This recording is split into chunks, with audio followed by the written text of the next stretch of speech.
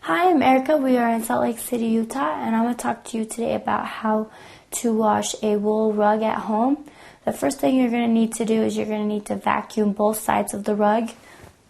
And then after you vacuum both sides of the rug, you'll need to take it outside and lay it on paved ground. After that, you will take a garden hose and just kind of water it down, get it all wet in all the spots.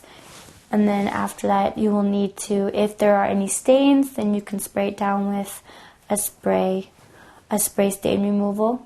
After that, you'll need to get Woolite cleanser for specific wool carpets. Be sure to test a part of the section of the carpet to make sure that it will still be color fast and it won't damage your carpet.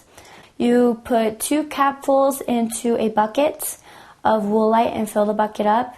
Use either a whisk and kind of whisk up the sides. You'll need to use a sponge and sponge all over the rug and clean it off. After you do that, rinse it off again and get all the soap out of the rug. After you're done rinsing, make sure that you dry it thoroughly by rolling up the carpet with towels in between. That'll soak up any extra water that's in there. And then after that, you'll need to lay the rug flat to dry. Make sure you don't leave it in the sun because that can make your carpet fade.